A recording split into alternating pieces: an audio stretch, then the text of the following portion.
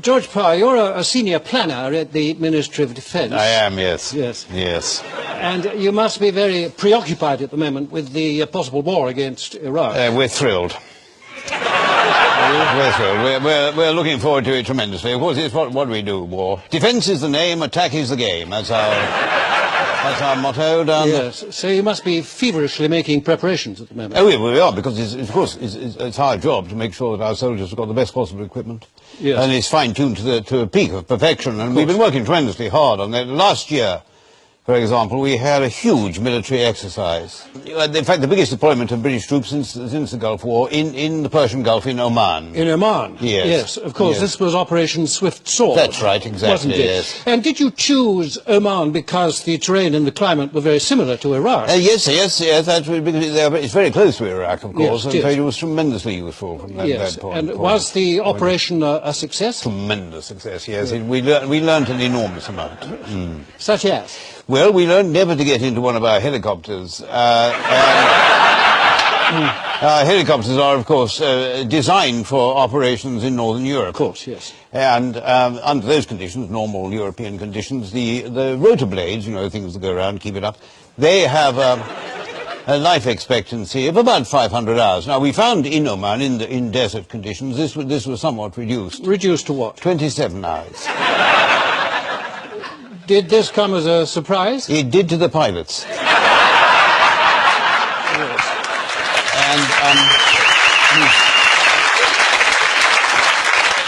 And we also had similar problems with the Challengers. The Challenger tank, this is the British Army's main battle tank. Main battle tank, yes, and a very, very formidable weapon, particularly when it's able to move about.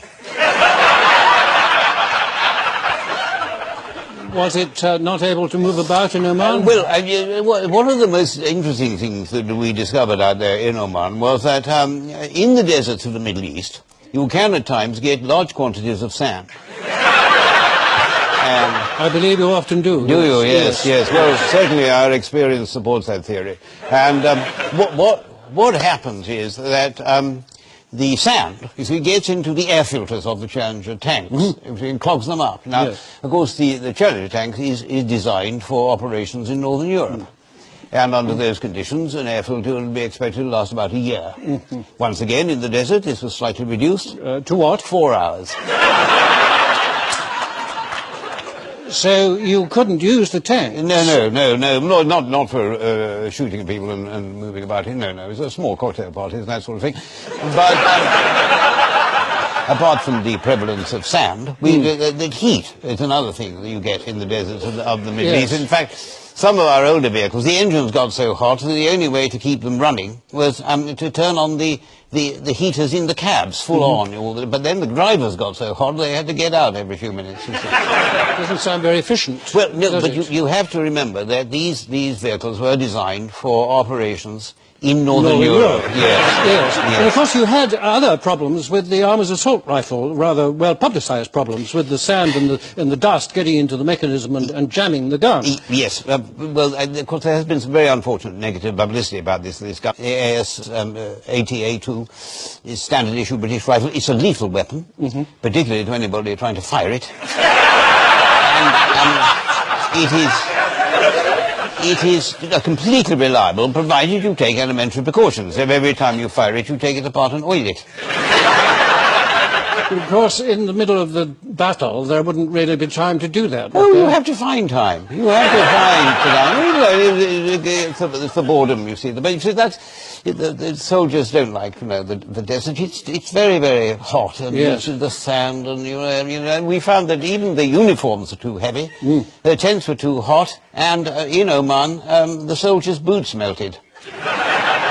What did you do about that? Well, we didn't do everything because we were at home planning. But what they did was that in some sense, some of the soldiers could locally buy their own boots, You're making this up, aren't you? No, everything I'm telling you is actually factually true.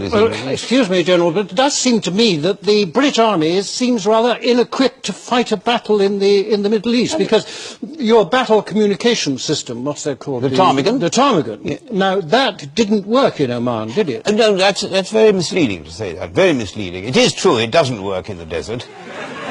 But it doesn't work anywhere else either.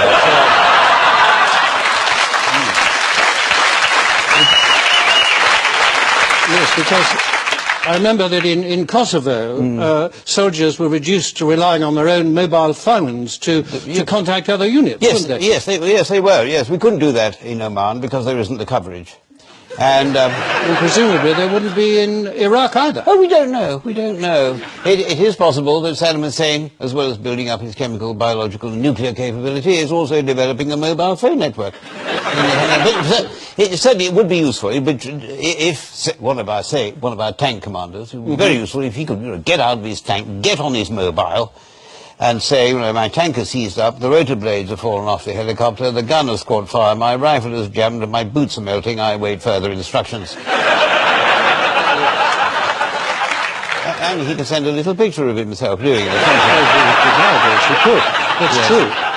Absolutely true. Yes. So what would you say was the greatest lesson that you learnt in Oman? It's blindingly obvious, really. If we are to mount a successful military campaign against Saddam Hussein, we must, at all costs, we must get him to come and fight us in Northern Europe. You see, because then all our equipment would work, and there'd be a political dividend too, you see, because the moment he invaded Poland, everybody would agree to attack him, you see. It's true, but if for some reason he can't be persuaded to invade Poland... Yes. The worst case scenario. Worst case scenario. Yes. And the war actually takes place in Iraq, yes. And it's just ourselves and the Americans. It's hard to see what sort of military support we'll be able to offer the Americans. Well, to be quite frank, I don't think the Americans are all that bothered about our military support. They can do all that side of it themselves, really. So what is it that they want from us? From us? Dead bodies, I think, is what they want. You see, I think if a war does occur in Iraq, it's very important for Washington that not all the bodies in the body bags will be American. So this is what's been called the blood sacrifice. No, exactly. Tony Blair's exact words, the blood sacrifice. Yes, and as Tony Blair himself said, what matters is that we stand up and be counted. Or in our case, fall down. Fall down and be counted, yes. General, thank you very much indeed. It's a great pleasure. Thank you.